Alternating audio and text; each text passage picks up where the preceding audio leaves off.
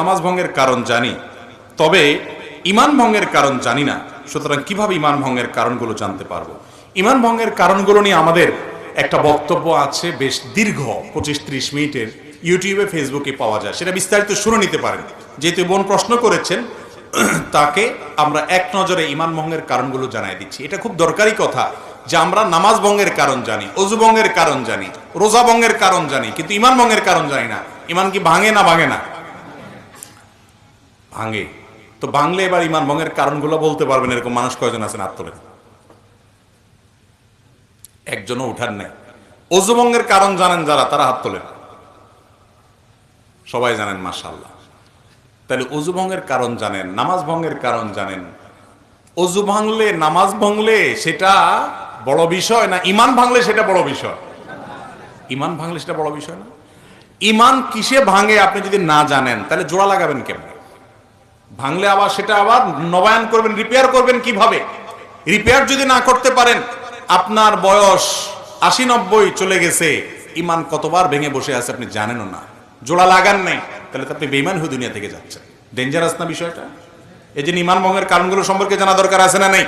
আমি এক নজরে সংক্ষেপে বলে দিচ্ছি। ঈমান ভঙ্গের কারণগুলোকে ওলামায়ে কেরাম নানাভাবে ব্যাখ্যা করেছেন। মৌলিক কারণ খুবই কম। এর ভিতরে প্রসিদ্ধ একটা ব্যাখ্যা হলো যে ঈমান ভঙ্গের 10টি কারণ আছে। এই 10টি কারণের ভিতরে সর্বপ্রথম কারণ হলো শিরকে আকবর করা, আল্লাহর সঙ্গে কাউকে শরীক সাব্যস্ত করা। আল্লাহকে যেভাবে ইবাদত করছেন একই ইবাদত কোনো পিসাবরে, কোনো কবরকে করলেন। আপনি আল্লাহকে যেভাবে উপাসনা করতেছেন সেই উপাসনাটা যদি কোনো মানুষকে করেন, আল্লাহকে যে ইবাদত নিবেদন করতেছেন সেই ইবাদত একইভাবে অন্য কোনো মানুষ বা ব্যক্তিকে বা কোনো বস্তুকে করেন, যেভাবে মুশরিকরা কোনো মূর্তির সামনে ইবাদত করে সে যেরকম শিরকে লিপ্ত হয়, মুশরিক হয়ে যায়, মুসলমানের সন্তান ঈমান আনার পর যদি শিরকে আকবর করে, তাহলে সেক্ষেত্রে সে কি হয়? মুশরিক হয়। এই বড় শিরক, এটা ঈমান ভঙ্গের কারণ। বড় শিরক কিভাবে হয়, বিস্তারিত হয়, এগুলো আমরা জানবো ইনশাআল্লাহ বিইذনিল্লাহ অন্য কোনো আলোচনা। দ্বিতীয়ত, আল্লাহর সাথে বান্দার যদি কোনো মিডিয়া সাব্যস্ত করেন, কিরকম মিডিয়া? যে এর ছাড়া আল্লাহরে পাওয়া যাবে না।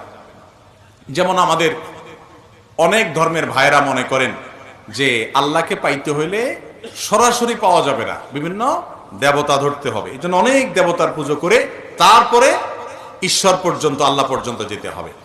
ইমানদার যদি মনে করে যে আল্লাহকে পাইতে হইলে আল্লাহর বিভিন্ন ভায়া আছে এগুলো ধরতে হবে, ওনাদেরকে ছাড়া আল্লাহকে পাওয়া যাবে না, এরকম যদি মনে হয় এবং আল্লাহর ইবাদতটা তাদের মাধ্যমে করে, তাহলে সেটাও ঈমান ভঙ্গের কারণ। তৃতীয়ত, ঈমান ভঙ্গের কারণ হলো যে যদি কেউ মনে করে যে ব্যক্তি অমুসলমান, কাফের, ভিন্ন ধর্মের অনুসারী, বেঈমান, ঈমান আনেন নাই, মনে করে যে না তারটাও ঠিক আছে, তাহলে এই লোক বেঈমান, এই লোক ঈমান থেকে খারিজ হয়ে যায়, এটা ঈমান ভঙ্গ হয়ে যাওয়ার মতো কারণ। কারণ আপনি একটা লোক আল্লাহর প্রতি অবিশ্বাসী, আপনি বললেন না তারটাও ঠিক আছে। আমাদের অনেক মুসলমান ভাইরা আছে আজকাল, তাদের বিশ্বাসগুলো গোলালু মার্কা বিশ্বাস হয়ে গেছে। তাদের বিশ্বাসগুলো এখন আপনার শৈথিল্য প্রদর্শনকারীদের বিশ্বাস হয়ে গেছে। কিরকম সেটা? বলে যে সব ধর্মই ঠিক আছে। এরকম কিছু সুশীল আছে না, সুশীল, এই সুশীল টাইপের মুসলমান আছে কিছু, যে বেশি ভালো সাজে, বলে যে সব ধর্মই ঠিক আছে, সব ধর্মই তো ভালো কথা বলে। যেই ব্যক্তি আপনার মালিকের অস্তিত্বই স্বীকার করে না বা মালিকের একত্ববাদের স্বীকৃতিই দেয় না, সে কিভাবে ঠিক থাকে? তার অনেক ভালো কাজ থাকতে পারে, ভালো গুলোকে আপনি ভালো বলেন, কিন্তু সে কখনো আল্লাহর কাছে গ্রহণযোগ্য ইমানদার হতে, সে ইমানদারই না, আল্লাহর কাছে গ্রহণযোগ্য বান্দা হতে পারে না। এই জন্য যে বেঈমান তাকে বেঈমান মনে করতে হবে, যে ইমানদার তাকে ইমানদার মনে করতে হবে। তার সাথে আপনাকে মারামারি করতে কেউ বলেনি, তারটা সে করুক, বাধাও দিতে বলে নাই, তারটা সে করুক, কিন্তু আপনার মনে রাখতে হবে এটা ইসলাম, এটা কুফর, এটা ঈমান, এটা বেঈমান, স্পষ্ট থাকতে হবে। আপনি যদি গোলালের মতো সব পাকায় ফেলান, এটা কিন্তু ঈমান ভঙ্গের কারণ হতে পারে। 4 নম্বর হলো, যদি কেউ মনে করে নবী করিম সাল্লাল্লাহু আলাইহি ওয়াসাল্লামের আদর্শের বাইরে অন্য কোনো আদর্শ আরো উত্তম আছে, বেটার আছে, এটা ঈমান ভঙ্গের কারণ হতে পারে। 5 নম্বর হলো, যদি কেউ নবী করিম সাল্লাল্লাহু আলাইহি ওয়াসাল্লাম যত বিধিবিধান নিয়ে আসছেন এর কোনোটাকে অস্বীকার করে, অপছন্দ করে, ঘৃণা করে, না এটা আমার ভালো লাগে না, ইসলামের সব ভালো লাগে, এই যে মেয়েদেরকে আল্লাহ তাআলা ছেলেদের অর্ধেক দিতে বলেছে এটা আমার ভালো লাগে না, আছে না কিছু সুশীল এরকম বলে। আরে ভাই, তোমার ভালো লাগাতে না লাগাতে কি আসে যায়? তুমি কি বুঝবে আল্লাহ কেন অর্ধেক দিয়েছেন? মেয়েরে আল্লাহ খরচের কোনো আইটেম দেয় নাই, আবার অর্ধেক দিয়েছেন কোত্থেকে? বাপের সম্পদ থেকে, মায়ের সম্পদ থেকে, আবার স্বামীর সম্পদ থেকেও ভাগ পাবে, সন্তান থেকেও ভাগ পাবে, মহর তো পাবেই। খরচ কিন্তু 1 টাকাও নাই। আর ছেলের খরচ সব জায়গায় আছে। শ্বশুর বাড়িতে গেলে মিষ্টি পোলটাটাও তার নিতে হয়, বাবার বাড়িতে গেলে ফলের প্যাকেটটাও তার কিনতে হয়, বউয়ের খানার টাকাও দিতে হয়, নিজেরটা তো দেওয়া লাগেই। তারপরে বলা হয়েছে তার 2 টাকা। আর মেয়েরে বলছে তুমি কাউকে খাওয়াইতে হবে না, মিষ্টি কোনোটার বিল তোমার দিতে হবে না, তোমার নিজেরটাও তোমার খরচ করা লাগবে না, স্বামী দিবে, তুমি শুধু তাকায় থাকবা আর অর্ডার দিবা বসে বসে। এরপর তোমাকে 1 টাকা দিলাম। বেশি দেওয়া হয়েছে না কম দেওয়া হয়েছে?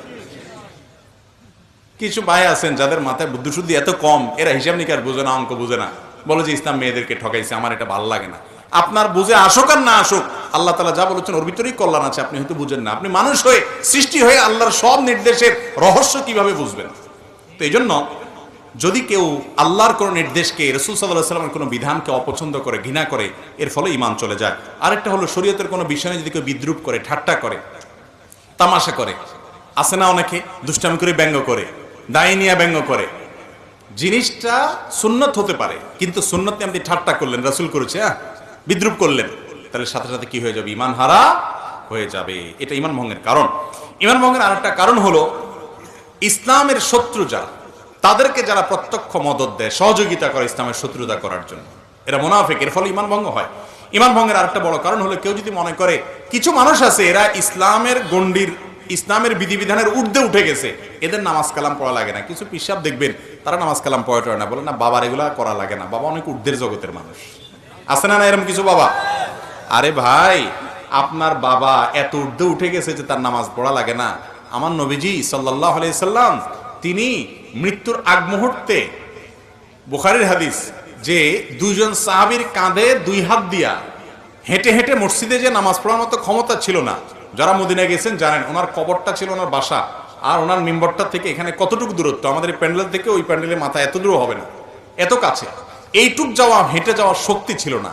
তখন 2 সাহাবীর কাঁধে 2 হাত ভর করে তিনি দাঁড়িয়ে তাদের শরীরের উপরে ভার ছেড়ে দিয়ে পাওটাকে মাটির সাথে হেঁচড়াতে হেঁচড়াতে, টানতে টানতে নিয়ে মসজিদে নামাজ পড়ছেন মৃত্যুর আগ মুহূর্ত পর্যন্ত। আর আপনার বাবার নামাজ পড়া লাগে না? এ বাবা কি ভণ্ড বাবা না? আল্লাহ কোরআনে বলছেন ওয়াবুদ রাব্বাকা হাত্তা ইয়াতিয়াকাল ইয়াকিন, তোমরা আল্লাহর ইবাদত করো ইয়াকিন আসার আগ পর্যন্ত। বলে যে আমাদের বাবার ইয়াকিন এসে গেছে, আর লাগে না। অথচ এখানে ইয়াকিন শব্দের অর্থ হলো মৃত্যু। সব ইয়াকিন মানে বাংলা ইয়াকিন না, বা বিশ্বাস না, দৃঢ়তা না। এখানে উদ্দেশ্য হলো ইয়াকিন মানে মৃত্যু। সমস্ত তাফসীর কিতাবগুলোতে লিখছি, এবং এটার ব্যাখ্যা। যাই হোক, তো যদি কোনো ব্যক্তি মনে করে যে তার ইবাদতবন্দি করা লাগে না, সে আফার লেভেলে উঠে গেছে, এটাও ঈমান ভঙ্গের কি হতে পারে? কারণ হতে পারে। ঈমান ভঙ্গের আরেকটা কারণ হলো জাদু। জাদুকে যদি কেউ হালাল মনে করে, জাদুতে লিপ্ত হয়, জাদু বলতে ব্ল্যাক ম্যাজিক যেটাকে বলা হয়, কুফরি কালামের মাধ্যমে মানুষের ক্ষতি করা হয়, আছে না নাই অনেকগুলো, এটাও ঈমান ভঙ্গের কারণ। এবং ঈমান ভঙ্গের আরেকটা কারণ হলো দ্বীনের ব্যাপারে একেবারে আপনার বেখেয়াল, একেবারে বেখবর। কিরকম বেখবর? ধরেন আপনার কখনো সে নামাজ পড়ে না, কখনো দ্বীনের কোনো বিষয় নেই, নামকাওয়াজতে শুধু মুসলমান, আর ইসলামের কোনো কিচ্ছুতে তার মধ্যে নাই, তাহলে এই ব্যক্তিকে মুসলমান বলার কারণ থাকতে পারে না, কারণ ইসলামের কোনো কিছুই তার মধ্যে দেখা যায় না। আল্লাহ